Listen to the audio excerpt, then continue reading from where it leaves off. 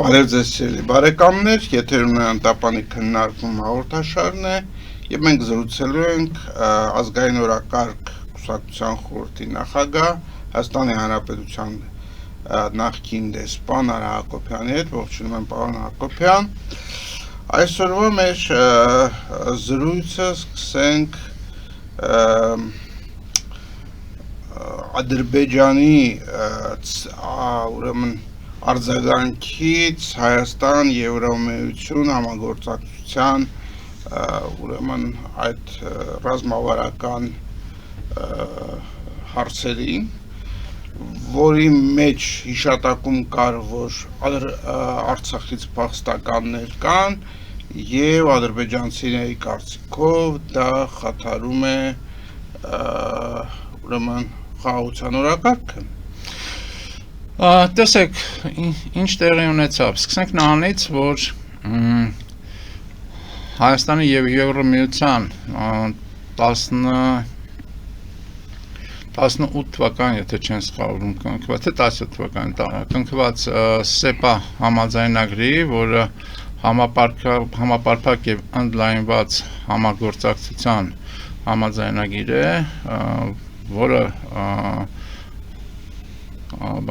վավերացվեց 21 թվականին, դրա առաջնայնությունների փաստաթուղթ կար SEPA-ի իրականացման եւ այդ առաջնայնությունների փաստաթուղթը փոխվեց փաստորեն եւ օրակարգ դարձավ, այդ օրակարգը փոխվեց, կարելի ասել առաջնայնությունների փոփոխությամբ եւ օրակարգը կոչվեց ռազմավարական օրակարգ եւ այստեղ արդեն հաշվի առնվում այն փաստը, որ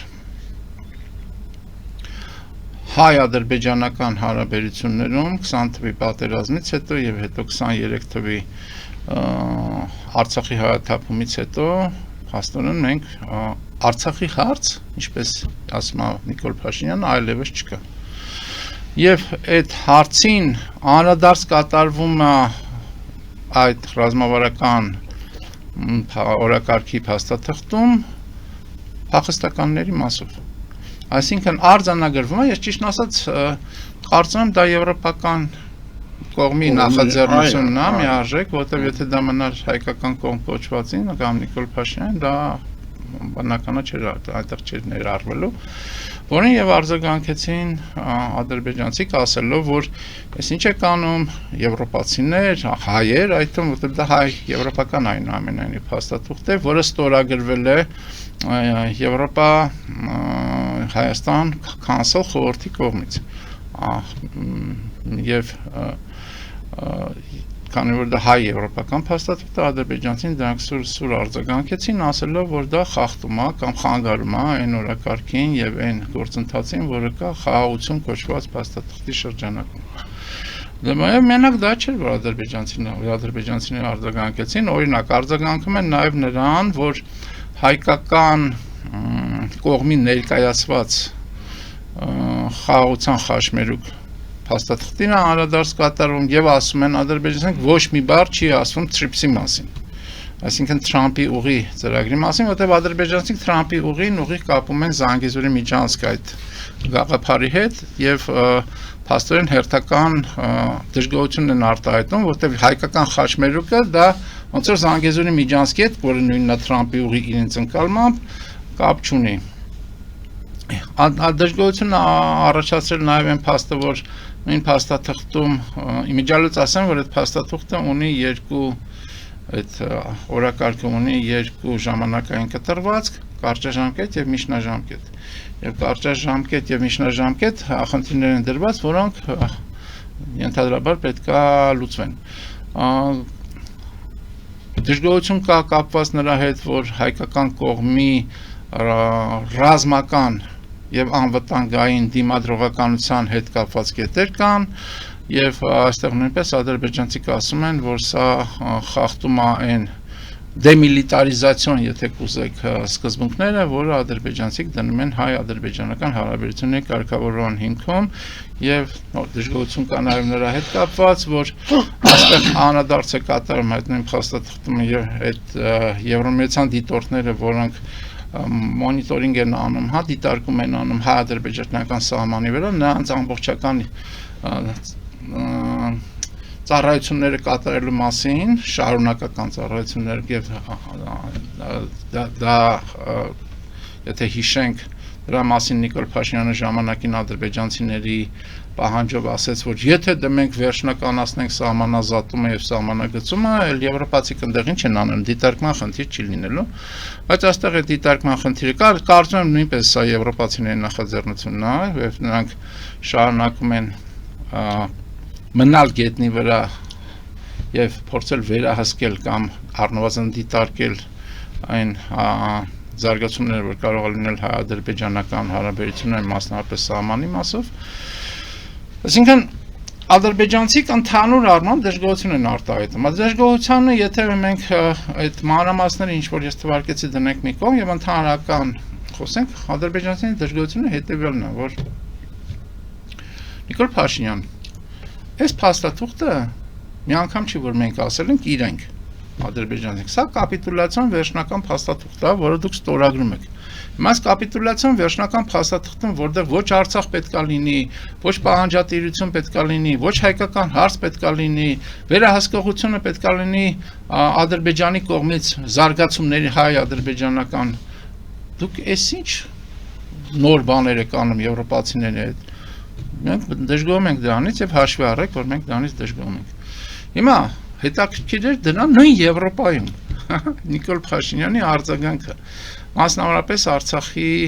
փախստականների վերադարձի մասով։ Նիկոլ Փաշինյանը իմիջիալից առաջի անգամ չի դրան անդրադառնում, ինչեւ էլ էր խոսել, նա ասում է, որ Արցախի, ինչպես նաեւ ադրբեջանցի փախստականների, տեսեք, դա կարևոր է, նա նույնացնում է դա։ Արցախի հայազրկումը նույնացնում է Հայաստանից ադրբեջանցիների 90-ականների սկզբերին արտագաղթի հետ։ Եթե նույնականացում որոշակի լիներ, ենթադրենք Բաքվի հայության, Սումգայիթի հայության, Գանձակի հայության հետ կապված, ապա դա որոշակի տրամաբանություն իր մեջ կարար կրեր, չնայած Բաքվին եւ Սումգայիթը հասկանալի է, բայց Գանձակը նույնպես հայկական տարածքներ են, որտեղից հայերին բռնի արտաքսել են։ Բայց նա նույնականացնում է Արցախի հայազրկումը ադրբեջանցիների արտահոսքի հետ կապված Հայաստանից 90-ականներին։ Այսինքն, ասում է հետեւյալը. Արևմտյան Ադրբեջանի թեզը էլ մի ասեք, հարգելի Իլհամ Ալիև, որտեղ դա լարումներ է առաջացնում։ Մենք էլ չենք ասի Արցախի հայերի վերադարձի խնդիրը, այդ հարցը համարենք փակված։ Ինչպես փակվել է Արցախի հարցը, նաև համարենք փակված Արցախից հայրենազրկված հայերի վերադարձը առ Արցախ, համարենք այդ հարցը փակված, որովհետեւ մեր խաղաղության պայմանագրում, մեր խաղաղության բանում, այդ համաձայնագրում լարումներ չառաջանան, որովհետև եւ նա արդեն բացատրում է դժգոհում է բոլոր նրանցից, ովքեր համարում են Արցախի հարցը փակված չի, դժգոհում է, պարզ դժգոհություն արտում, այդ ամեն ինչը ասեմ նույնիսկ կատարվում է եվրոպական հարթակներում։ Դժգոհում է դրանից, ասելով, որ եթե որևէ կերպ, որևէ ձևով դիրքավորվում ենք, որ Արցախի հարցը փակված չի, դա նույն բանն է, ինչ որ գնում ենք հերթական պատերազմի։ Եվ գնում է արդեն իր մանիպուլատիվ հնարքները, որ գնում ենք պատերազմ, բայց ինչ եք դժգոհում, որ այսքան մարդ է զոհվել էլ, ուրեմն դուք ուզում եք, նրանք ովքեր ասում են, որ Արցախի հարցը փակված չի, դուք ուզում եք գնանք հերթական պատերազմի։ Այսինքն նրանք ովքեր ասում են մենք կապիտուլյացիայի հետ, վերջնական կապիտուլյացիայի հետ համաձայն չենք, նրանք ովքեր ասում են, որ մենք համաձայն չենք հայկական հարցի վերջնական փակման հետ, նրանք ովքեր ասում են, որ մենք համաձայն չենք, որ հայկական հարցի համատեքստում բոլոր կորուստները ցեղասպանություն, հայրենազրկում, հատուցման իրավունք ունենք մենք, բոլոր նրանք ովքեր դա ասում են, դա ըստ Նիկոլ Փաշինյանի, դա մենք գնում ենք պատերազմի։ Իսկ քանի որ պատերազմի արդյունքներն էլ ըստ իրեն, նա ուղիղ չի ասում դա, բայց անկալելի է դարձնում, արդեն գիտենք ինչպեսին պետք է լինեն, որովհետև Ադրբեջանը շատ ավելի լավ վիճակներում է, այդ թվում ռազմական տեսակետից դուք տանում եք մեզ պետականության կորստի։ Արցախից խոսելը Նիկոլ Փաշինյանը հիմա նույնացնում է պետականության կորստի եւ պատերազմի հետ։ Սա է ինչ որ անում է եւ այդ խոսույթով նա փորձում է հանդարտացնել ադրբեջանցիներին, որ ինչ ուզում են խոսան, անգամ էս եվրոպացիք ինչ ուզում են անեն, մենք սենց ենք անելու։ Եվ խնդրում ասում այդ արևմտյան ադրբեջանցիների թեման գոնե հիմա փակեք էլ այս ընտրություններից առաջ, լավ, հետո կանդրադառնանք դրան։ Բայց գոնե հիմա փակեք միշտ դրեք ինձ նես վիճակի մեջ, որ ես ստիպված լինեմ դրան արձագանքել։ Եվրոպացիներն էլ եւ իլուր աշխարհի ասում Արցախի հարց փակված է, մի անդրադարձեք Արցախից փախստականների խնդիրներին, նրանց վերադարձին իրավունքներին, հայության իրավունքների հարցերը կապված ցեղասպանության, հայրենազրկման, այդ թվում Արևելյան Հայաստանում, այդ թվում Արցախից փակված է աշխարհ, փակված է, մենք այդ հարցը փակել ենք, այդ ամեն ինչը հանձնել ենք, կապիտուլացվել ենք, ստորագրել ենք, հիմա ուզում ենք նավթ ստանանք Ադրբեջանից, հիմա ուզում ենք ցորեն ստանանք Ադրբեջանից, այս այն օրակարգը, որով մենք ուզում ենք շարունակել մեր գոյատևումը, սա էր, որը հերթական դրսևորումն էր Նիկոլ Փաշինյանական եւ եղած վարչակարգի եւ նաեւ հարցը պատասխան եղավ եւ պանելային ինչ-որ քննարկում էր եւ հարցը պատասխան եղավ հարց տվողներից մեկը հարց տվեց բանի հետ կապված սահմանադրության հետ կապված ասելով որ Ադրբեջանի հետ փաստորեն այսօր այդ սահմանադրական խնդիրն է մնացել, որ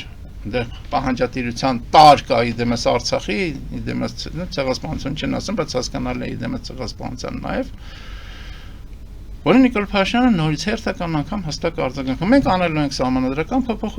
սահմանադրական փոփոխությունները, որևէ պահանջատիրություն չի լինելու, այսինքն հասկանալի է եւ հերթական անգամ հասկանալի է, որտեղ նա ասում է Արցախի հարցը փակվել է, որ այդ հռչակագրային դրույթը Արցախի հետ կապված են 89 թվականի հետ կապված որոշման։ Դա դուրս է գալու, ես ենթադրում եմ նաև ցեղասպանության հետ կապված բոլոր դրույթները նոր սահմանադրությունում դուրս գալու են ինչ-որ ինքը փորձելու է անցկացնել։ Եվ երաշխավորումը մեր թշնամի պետություններին, մեր թշնամիներին ընդհանուր առմամբ ռուս-թուրքական ալյանսին, դրան շատ ինտենսիվ մասնակցել է եւ շարունակում է կարծում եմ մասնակցել, չնայած այսօր այդքան տեսանելի չի դա Իսրայելին, նա շարունակում է ցույց տալ, որ ես եմ երաշխավորը, որ վերջնական կապիտուլյացիան տեղի ունենա, ես եմ երաշխավորը, ինձ օգնեք, ես մնացածը կանեմ։ Այսինքն դա աջակցության խնդրանք է ընտրությունների ժամանակ։ Դա եւ աջակցության դիմում է խնդրանք չասեն, որովհետեւ նա անընդհատ այդ հարաբերությունն դա հերթական դիմումն է աջակցության եւ հերթական դիմումն է ոչ միայն աջակցի, այլ մի խանգարեք։ Որովհետեւ Ալիևը չի դիմանում։ Հասկանաք, նա պարզապես չի դիմանում։ Նա չի դիմանում ամեն առիթով անհրաժեշտ կամ ոչ անհրաժեշտ չի դիմանում խոսել նրա չի դիմանում որ չխոսի նրա մասին որ մենք կապիտուլացրել ենք հայերին մենք այդ տարածքները ադրբեջանական տարածքն են ոչ թե Արցախը ոչ թե Նախիջևանը ոչ թե Գանձակը այլ այսօրվա Հայաստան կոչված հանրապետությունը դա նույնպես ադրբեջանական տարածքներ են եւ այդ տարածքները պետքա վերադառնան Ադրբեջանին եւ որպես առաջի քայլ այնտեղ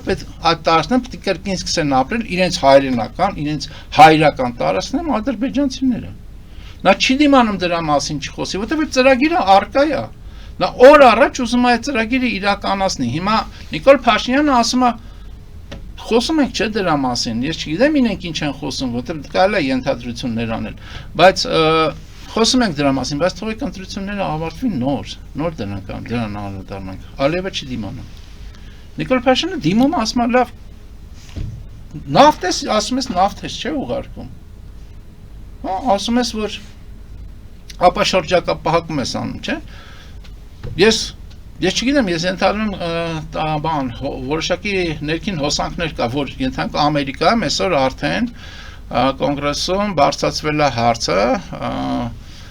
Ադրբեջանի հետ կապված այդ բանաձևը, որ Ադրբեջանին չի կարելի ռազմական օգնություն ցույց տալ 92 թվականին ընդունված 907 բանաձևը, եթե չեմ սխալվում, այդ բանաձևը ընդհանուր շրջանցվում է։ Որը պարբերաբար անընդհատ չէ, դրանք Բայդենի ժամանակ չշրջանցվեց, այլ բանի ժամանակ Թրամփի ժամանակ հերթական անգամ կասեցվում է, էլի մի տարով։ Բայց դա քանի որ կոնգրեսի որոշումը նախագահ կարա կասեցնի հիմա այդ հարցը բարձրացվել է կոնգրեսում, որպեսզի այդ բանաձևը 907 բանաձևը ընդհանրապես վերացվի։ Այսինքն ամերիկյան կոնգրեսը որոշում ընդունի։ Եվ այդ որոշման հիմքում դրվում է բնական այն փաստը, որ հայ-ադրբեջանական հարաբերությունները կարգավորվում են եւ ապա շրջափակում է տեղի ունենում, որտեղ այդ բանաձևի մեջ ապա շրջափակումը հիմնական կետերից մեկն էր։ Հիմա ապա շրջափակում է տեղի ունենում եւ Փաշինյանը փաստացի ասում է. «Այ Ալիև, այ իմ գործընկեր, ես եք հույս կրծեր գործընկեր։ Սենց բաներ ես անում, տես ես ձայն չեմ հանում, ես անընդհատ ամեն ամբյոնում բոլոր տեղերում խոսում եմ, ասում եմ, ապա շրջափակվում է Հայաստանը։ Ադրբեջանը դա իրականացնում է։ Դու էլ պետք է օգտվես դրանից եւ ես չեմ դժգոհում, դու էլ օգտվում ես կոնգրեսում փորձում եք այդ հարցը լուծել։ Բայց ճնշում մի գործատի ինձ վրա, սպասի։ Ես առաջարկում եմ հիմա անցնենք կարճատև գովազդային դադարի, որից հետո քննարկենք ուրեմն ինձ թվում է ուշադրության արժանի մյուս թեման եկեղեցու հետ կապված ճգնաժամը։ Հիմա գովազդը եթերում սիրելի բարեկամներ, մնացեք մեզ հետ։ Ֆելիչե ժամանակակից ատամնաբուժական կլինիկա։ Այստեղ հարմարավետությունն ու խնամքն առաջնային են։ Այստեղ կիրառվում են ատամնաբուժական ամենաժամանակակից տեխնոլոգիաներ, ճշգրիտ ախտորոշում, արդյունավետ բուժում, նուրբ փորձառություն եւ անհատական մոտեցում։ Սկսած սովորական մանրուքներից մինչև առաջադեմ ընթացակարգեր, այստեղ դուք գտնվում եք բարձր որակավորում ունեցող եւ փորձառու ատամնաբուժական մասնագետների ձեռքերում։ Մեր բարեկամական եւ հյուրընկալ անձնակազմն այստեղ է յուրաքանչյուր այցը հաճելի դարձնելու համար։ Ֆելիչե, ձեր առողջ եւ ամենաերջանիկ շպիտը սկսվում է այստեղից։ Եկեք եւ բացահայտեք նորարարության փորձագիտության եւ կարեկցանքի կատարյալ համադրությունը։ Վաճառվում է գերմանական հնաոճ դաշնամուր 1892 թվականի արտադրության ֆոն Մուլբախ, գտնվում է գերազանց վիճակում, կինը 15000 ԱՄՆ դոլար։ Հեռախոսահամար 094 115 310։ Երևան շիփինգ, սենսացիա ստեղ, հա։ Այո, ճիշտ եք եկել։ Սանդրոցներ Երևան ուղարկելը $2.99 օթանավով։ Այո, Իսկ եթե դոլար ուղարկես, դոլար ստանան։ այո, Իսկ որ տանեն տուն հասցնեն, էլի մի տոկոս, հա։ 2%։ Երասը ծրի է, էլի։ Ժողովուրդ սենսացիա, ծրի է։ Նորթ Հոլիվուդ Գլենդել։ Ջաքփաթ հագուստի խանութը երկրորդ մասնաճյուղն է բացել Գլենդելի սրտում, որտեղ կարող եք ձեռք բերել եվրոպական եւ ամերիկյան ընտիր հագուստեղեն, կոշկեղեն, աքսեսուարներ, պայուսակներ ամենահարմար արժեքներով։ Նաեւ կարող եք ցանկացած ապրանք պատվիրել եւ ձեռք բերել կարճ ժամանակում։ Ջաքփաթի Գլենդելի հասցեն է 1135 North Pacific Avenue, հեռախոս 818 813 2252։ Ջաքփաթ հագուստի լավագույն կենտրոնը Գլենդելում։ 60-ից ավելի ճանաչված եվրոպական բրենդների ինքնատիպ, չկրկնվող եւ մատչելի ընտրանին Fortuna Home and Country House խանութ սրահում։ Նորավոճ սպասք եւ կահույք հորեկա բնագավառի համար, տեքստիլ տնտեսական ապրանքներ, ամեն ինչ գեղեցիկ կյանքի համար։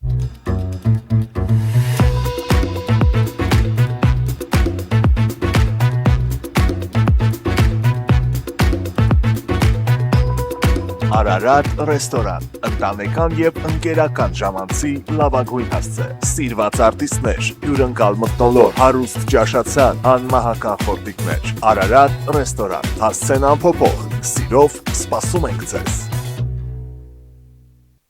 Լավագույն պաղպաղակ, բնական, համեղ եւ մատչելի գներով պաղպաղակը կարող եք ձեռք բերել բոլոր հայկական խանութներում։ Պահանջեք հայկական պաղպաղակ, Թամարա պաղպաղակ։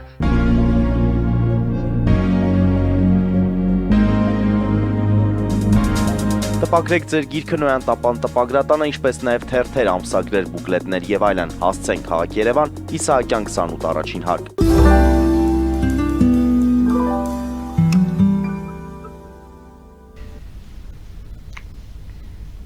Մենք շարունակում ենք մեր զրույցը Արա Հակոբյանի հետ։ Պարոն Հակոբյան, եկեղեցու ճգնաժամը, եկեղեցուն իշխանություն ճգնաժամը շարունակում է մնալ գլխավոր օրակարգային հարցերից մեկը։ Ինչպիսի զարգացումներ եք պատկերացնում։ Տեսեք, զարգացումները այն փաստացի, եթե դիտարկենք այն զարգացումները, որ նախատեսում է Փաշինյանը իր վարչակարգի հետ միասին նա դրա մասին ուղիղ տեքստով խոսում է։ Հիմա ինչ է սպահը այն զարգացումները, որ տեղի են ունեցել իր արտահայտած թեզերի եւ ծրագրային դրույթների համատեքստում։ Ինչ է ասում Փաշինյանը նորից եվրոպական ամբիոններից։ Ինչ է ասում Փաշինյանը։ Հարց են տալիս Փաշինյանին, ասում են այդ եկեղեցու դեմ ինչ արշավ է սկսել, հարցը մի քիչ այլ կերպ են տալիս, բայց բովանդակությունը այդպեսին։ Փաշինյանը ասում է մեր եկեղեցի փաստացի ասում եմ, որ մեր եկեղեցականները, այսինքն դրանով իսկ մեր եկեղեցին բացվել է։ Նա մաքուր չի։ Ես ինքս լինելով հավատարիմ հետևորդ հայ առաքելական եկեղեցուն, ես ընդհանրապես մի նպատակ ունեմ, մեր եկեղեցին մաքրելու, որովհետև եթե այդ եկեղեցի, դա ասում եմ նորից եմ կրկնում, միջազգային ատյանում։ Միջազգային ատյանում։ Որտեվ եթե մեր եկեղեցին մենք չմաքրենք, իսկ այսօր մեր եկեղեցին պիղծ է, ապա կունենանք խիստ վատ իրավիճակ հավատքի դաշտում եւ այլն եւ այլն։ Ուղիղ կորելացում է իր ասածը մեր թշնամիների ասածների հետ, մասնավորապես ադրբեջանցի են Փաշա Զադեկամի հետ, նրա ասածների հետ, որ հայ եկեղեցին պիղծ է։ Հայ առաքելական Սուրբ եկեղեցին պիղծ է։ Փաշինյանը դա կրկնում է։ Մյուս բանը, որ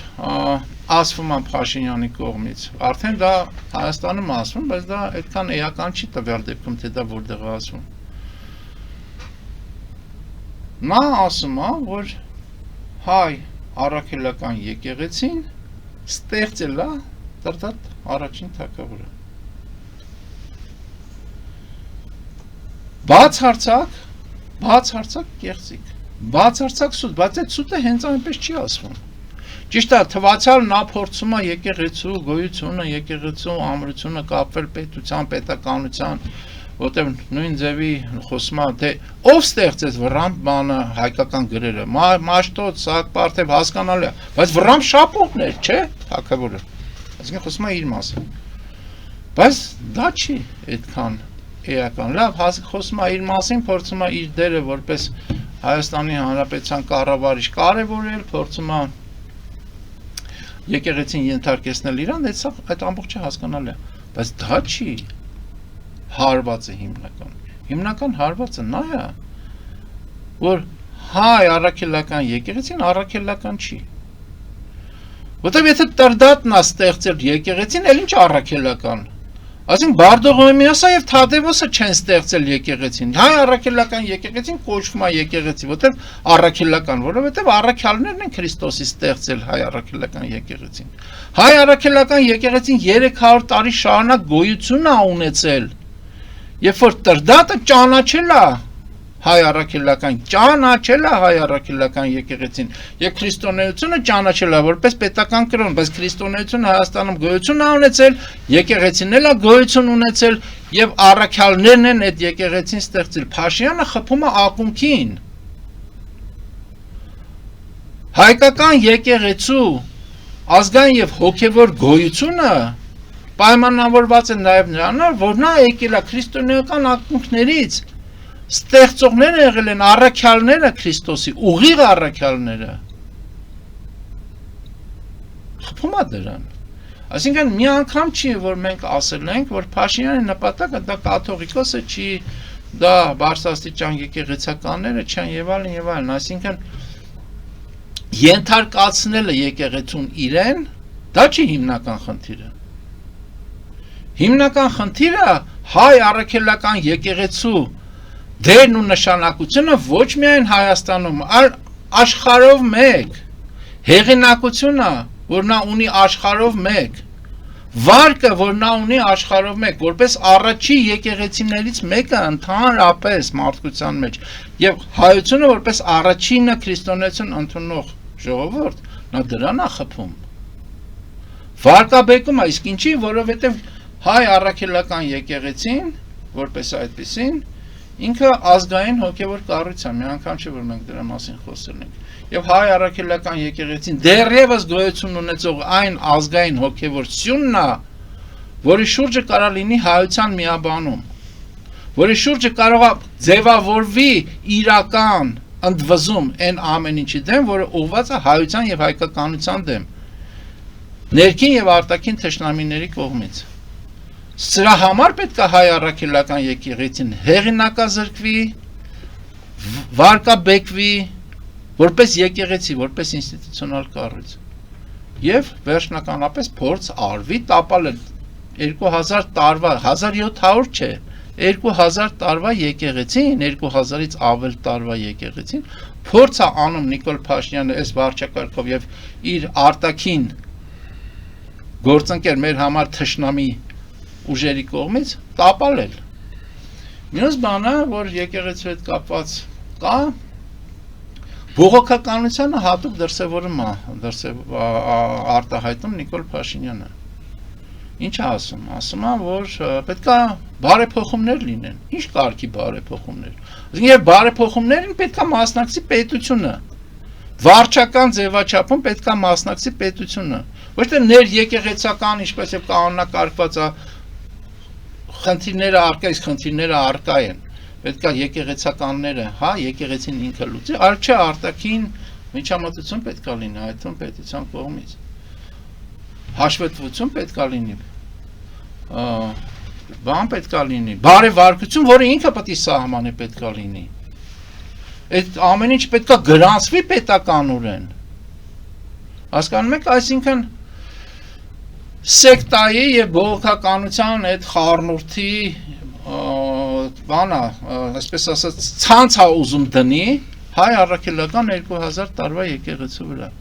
Հիմա այստեղ իմ համար անկեղծ ասած տարբեր տեղեկատվություն գնաց, թե ինչի նախատեսված եպիսկոպոսատ ժողովը, որը նախատեսել էր կաթողիկոսը, չեղավ։ Իմ համար դա ճիշտն ասած հասկանալի չի։ Հասկանալի չէ եպիսկոպոսատ ժողովի չլինել, այսինքն որ պետք է եպիսկոպոսատ ժողով հավաքվեր, որ արկա իրավիճակում որոշակի լուծում տրվեր, հա, որոշակի ուղի հարթվեր խնդիրների լուծման համար։ Ես հասկանում եի, որովհետև դրա մյուս մակարդակը դա ազգային եկեղեցական ժողովն է, որը ենթադրվում է կամ նախատեսված է մյուս տարվա ընթացքում իրականացնել, մյուս տարվա առաջի կեսում, եթե չեմ սխալվում։ Բայց եպիսկոպոսատ ժողովը համահայկական, այսինքն ոչ միայն հայաստանյան թեմի եպիսկոպոսները, որը փորձեց կաթողիկոսը անել չստացվեց, այլ համահայկական բոլոր թեմերի, հա, որտեղ հայ եկեղեցին արկա եւ թեմեր կան։ Եպիսկոպոսների եւ արքեպիսկոպոսների ժողով, բայց դա չեղարկվեց, ինչի չեղարկվեց իմ համար հասկանալի չի, ով չեղարկեց, այսինքն Նիկոլ Փաշինյանի հրահանգով կաթողիկոսը չեղարկեց, թե կաթողիկոսը ինքը կասկածներ ուներ, որ այս եպիսկոպոսատ ժողովի նկատմամբ ինքը այլևս չի կարողանալու անհրաժեշտ վերահսկողությունը ունենալ։ Իմ համար դա անհասկանալի էր, որտեղ եպիսկոպոսատ ժողովը կարծում եմ ինքը կարող էր վերհանել այն արատներ եկեղեցական տիրույթում, այն արատները, որ արկա են, եւ փորձել խնդիրները լուծել։ Դեռ թույլ չտալ Փաշինյանին, օգտագործելով այն խոցելիությունը, որ արկա եկեղեցու բարձրաստիճան հոգեվորականների, եկեղեցականների մեջ, օգտագործելով այդ խոցելիությունը, հարվածի հայ առաքելական եկեղեցու հիմքերին, հարվածի հայ ազգային դավանանքին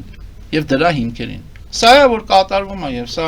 շատ վտանգավոր, սա պետության տապալման զուգընթաց գնացող զարգացում է, որի նկատմամբ նորից, ինչպես եւ պետության տապալման մասով հայկականության, հայկական հարցի հետ կապված անհրաժեշտ կամ ակնկալվող դժգոհությունը կամ ընդվզումը չկա հայության մեջ, նույն կերպ ակնկալվող ընդվզումը եւ դժգոհությունը չկա եկեղեցու, հայ առաքելական եկեղեցու տապալման փորձերի հետ կապված, որը իրականացվում է Նիկոլ Փաշինյանի եւ մի շարք բարձրաստիճան հոգեվորականների կողմից։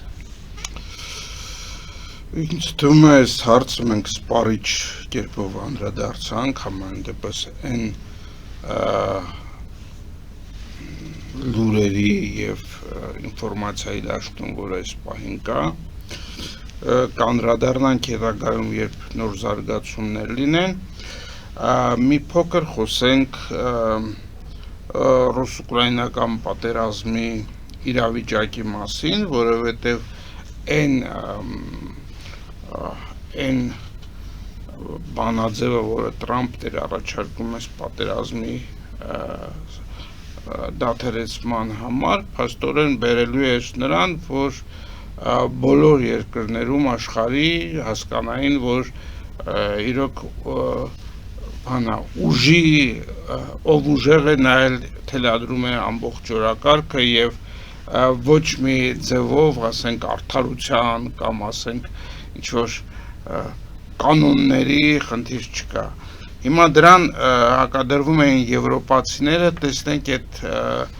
օրակարգը ինչ ընթացք կստանա ձեր մեկնաբանությունները։ Ես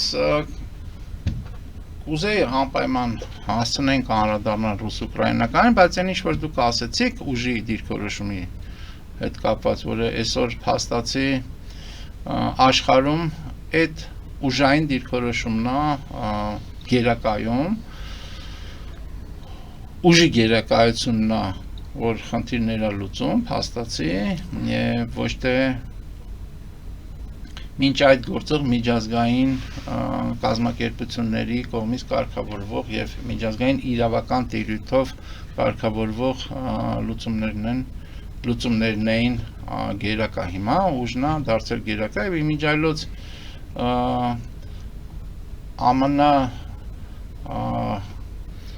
ԱՄՆ անվտանգային ռազմավարական փաստաթղթում այս կամ այն կերպ դա արտահայտված է, մենք կարանք դրան էլ անդրադառնանք, Տրամփի ստեղծած, այո, Տրամփի ստեղծած,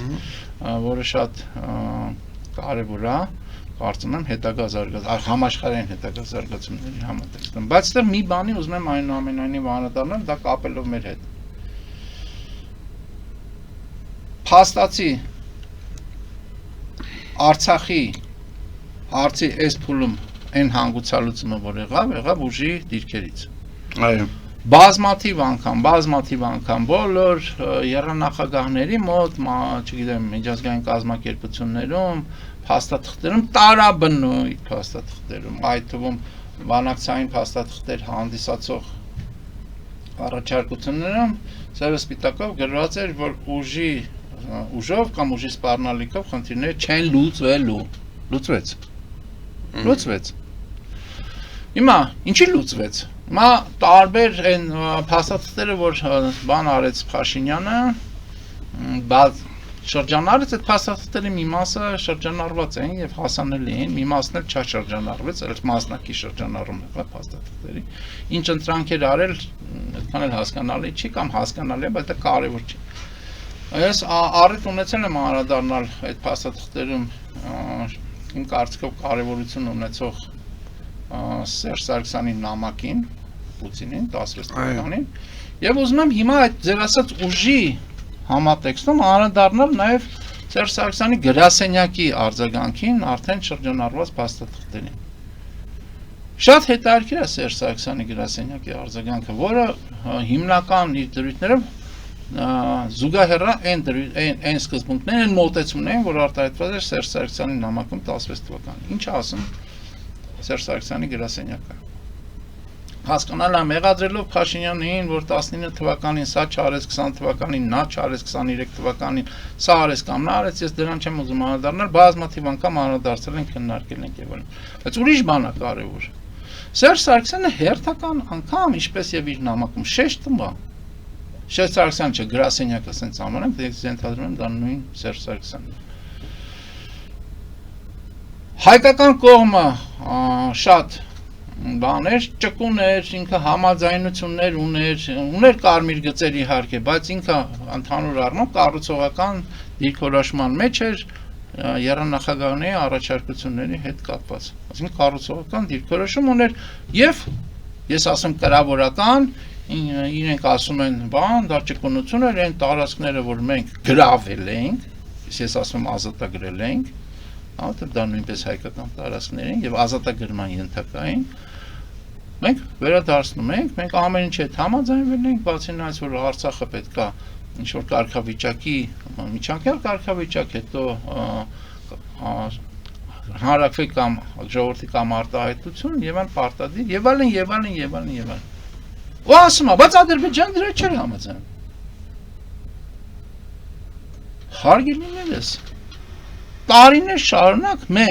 ես մեր քաղաքական ուժը ասում եմ, որ այդ ինչ որ դուք ասում եք, բանակցում եք 26 տարի կամ չգիտեմ 30 տարի, երբևէ Ադրբեջանը ոչ մի բանը չի համաձայնվել։ Բացի նրանից, որ Լեռնային Ղարաբաղին պատրաստ են տալ ինչ որ կարգավիճակ ինքնավարության Ադրբեջանի տարածքային ամբողջականության շրջանակում։ Ուրիշ բանի հետ Ադրբեջանը չի համաձայնվել։ Կազանի փաստաթուղթը իբր թե պետքա ստորագրեն, չստորագրվեց, մերժել են նույն Սերժ Սարգսյանն ասում, մերժել են բանի Մադրիդյան սկզբունքները, ամեն ինչ մերժում են, եթե դա Ադրբեջանին չի բերում նրան, որ Արցախը Ադրբեջանի կազմի մեջ է, Ղարաբաղ։ Այն ազատագրված տարածքները արդեն հանձնած են։ Բա ինչ էր անում Ադրբեջանը այս 26 տարի։ Ինչ էր անում։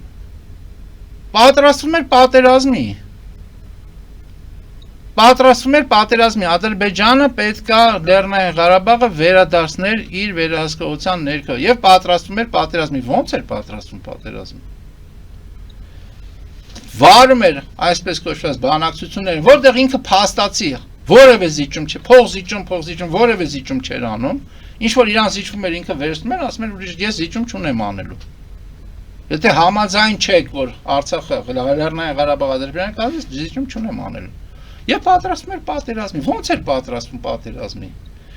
Ճեղքվածքը, որ կար Ադրբեջանի տնտեսության եւ հայկական տնտեսության, Ադրբեջանի զինված ուժերի